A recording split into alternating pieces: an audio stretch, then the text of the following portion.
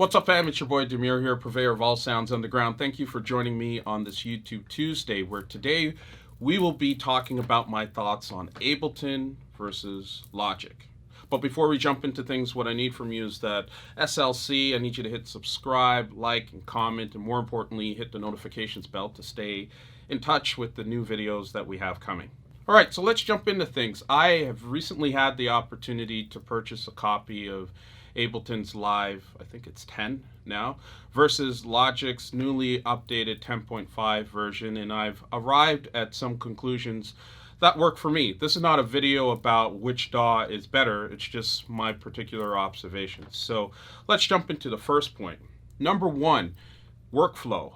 Hands down, I gotta say, Ableton has got this one. You can jump right in, get ideas out quickly and smoothly, because everything is based on clips and scenes, similar to, I would say, my Akai MPC 2000, 3000 days. Is there a 2000?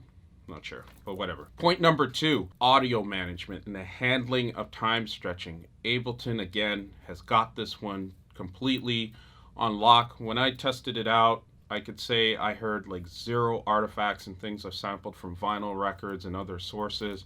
It lines things up nicely with the tempo. The number one feature that I love about Ableton's time stretching is the fact that you can identify where the downbeat is in terms of being the first bar, and then from that point onwards for the entire audio file, it locks it against the tempo. And you can do that at various points in the audio file. It's perfect for when you're sampling off a vinyl record and a drummer is slightly offbeat. You can just zoom right into that, lock it down, and drop time warp. I believe they're called markers. So I love that. I think Logic still has a number of things to do when it comes to time stretching and getting things in sync with the tempo of a project. And I don't think anybody would argue with me on that point. All right, point number three is performance. I gotta say I was impressed with both products here in terms of its handling of latency. With my version of Logic and my particular setup, it's obvious if you see me work on our streaming on Twitch on Wednesdays and Fridays, I often have to hit the low latency button, whereas in Ableton, I didn't have to do that at all. Very responsive with other MIDI-based instruments and immediately recognizing plugged-in USB-based instruments. I mean, Logic is the same. It could easily detect other MIDI instruments, but there is, at least for me, there is an obvious elongated amount of latency. So performance is good on Ableton as well, and Logic, I think it's more about my setup, but Ableton has that one too. Point number four, I have to say at this point, Logic has this one, and it's the arrangement piece. I notice in Ableton, it is about clips, and you can automatically, I think, record, through performance-based arrangement, and that is a cool feature as well. But with Logic's update to 10.5, you kind of get the best of both worlds, and it felt more seamless to me. And in my own opinion, I like to be able to see blocks of stuff, and then as a result, just copy and paste and move certain things around. And I'm sure you can do the same in Ableton, but there is, if you're coming from programs like Reason or Cubase, moving over to Ableton, there is a slight learning curve with that piece, and it's not necessarily intuitive in my own particular opinion. And last but not least, point number five is the sound, and I gotta give it to Logic on this one. In my view, there's a noticeable distinction in the sound.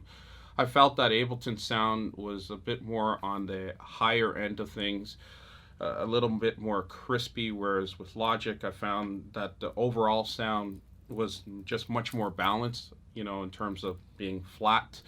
Nothing in particular stuck out to me in the frequencies, whereas in Ableton it was just very obvious to me that on the higher end of things it was just a little more gritty and a bit higher. So a small thing in the view of others, but to me that's a large one, and it's one of the biggest reasons why I'm comfortable with sticking with Logic for now. But I'm going to continue leveraging Ableton in particular for its audio management and time stretching capability. A lot of you guys out there who are producing tracks do tell me that it's not unusual where you're creating your ideas in Ableton, arranging, and then mixing it down in Logic. So for me, it just makes sense to stay in Logic, and if I need Ableton to do some, tedious things that, Logic just can't handle well, such as the audio time stretching, I will do that. And there you have it. Those are my thoughts on Ableton versus Logic. Let me know what you think. Hit like, and don't forget to subscribe, and please comment. I usually get back to people in the comment section within 24 hours of posting each video. And thank you so much again for checking out our content on a regular basis. We post every Tuesday and Thursday. Much love and respect, and don't forget to hit the notifications bell. Peace.